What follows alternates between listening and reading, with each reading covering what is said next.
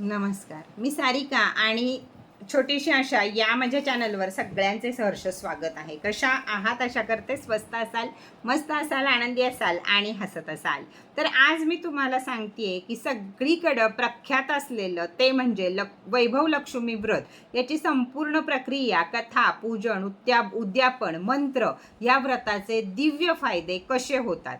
तर लक्ष्मी प्राप्तीसाठी फार आपण आपल्या आई आजीपासून बघत आलेलो आहोत की वैभव लक्ष्मीचं व्रत केलं जातं, त्याची कहाणी वाचली जाते, त्याचे उपास केले जातात किंवा त्याचं हळदी कुंकू उद्यापन केलं जातं, हे आपल्या सगळ्यांनाच माहीत आहे.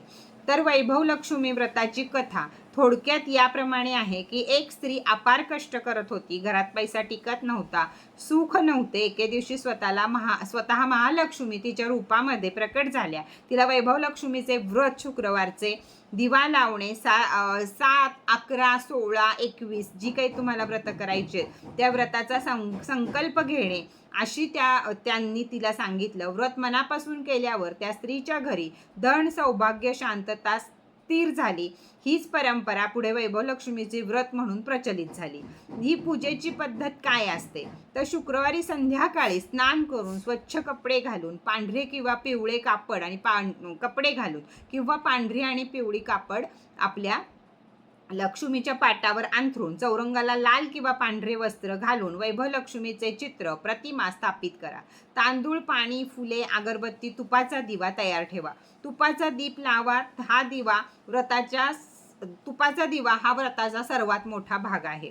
देवीला पांढरी मिठाई, खीर अर्पण करा. लक्ष्मी मंत्र किंवा श्रीमचा बीजमंत्र हा 108 वेळा म्हणा. वैभव लक्ष्मीच्या कथा ही जरूर वाचावी. आरती, त्याच्यातले श्लोक हे सगळं जरूर म्हणावं.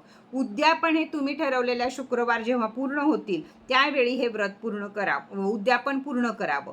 तेवढ्या सुहासिनींना बोलवावं, 7 सुहासिनींना बोलवावं, हळदी कुंकू द्यावं. त्याचबरोबर त्यांना किती तुम्हाला जसं हे होईल जेवण द्या तुम्ही किंवा नुसतं तीर्थप्रसाद द्या, हळदी कुंकू द्या, तर ते तुम्हाला जसं आहे शक्य ते तुम्ही करावं. त्याचप्रकारे खडीसाखर, खीर याचा नैवेद्य द्यावा. परिस्थिती असेल तर चांदीचं नाणं द्यावं. देवीसमोर दीप, अगरबत्ती लावून उद्यापनाचा संकल्प करावा आणि माझे व्रत पूर्ण झाले, हे देवी माता आता माझ्यावर कृपा कर, या प्रकारे प्रार्थना करावी.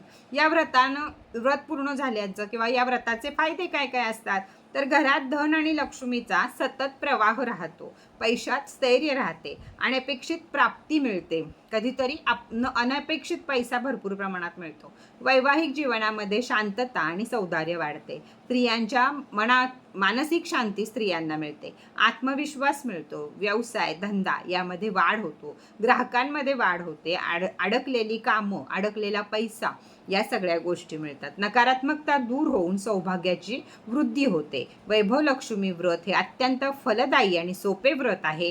हे जर मनापासून केले आणि त्याचे नियम पाळले तर यासारखं दुसरं तिसरं लक्ष्मीला खुश करून घेण्यासारखं व्रत नाही. त्याचबरोबर आपला कुंचम भरणे हेही सगळ्यात मोठं व्रत आहे.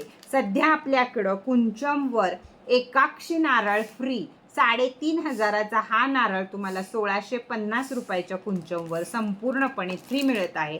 ऑफर थोडे दिवसांसाठीच आहे.